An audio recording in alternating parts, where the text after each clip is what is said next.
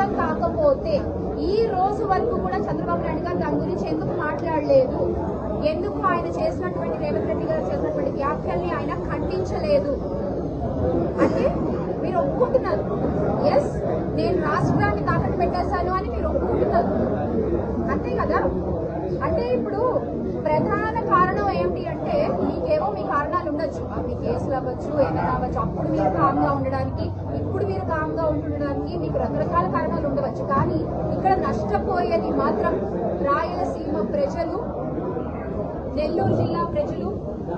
ఎందుకంటే వెనుకబడిన ప్రాంతాలకు మీకు తెలీదా చంద్రబాబు నాయుడు గారు? ఇక్కడ అతి తక్కువ వర్షపాతం ఉంటుందని మీకు తెలీదా చంద్రబాబు నాయుడు గారు? మీరు పుట్టిన పెరిగినటువంటి నేల ఇది. అలాంటి నేలకి మీరు తీవ్ర ద్రోహం చేస్తారా ఈ రోజున?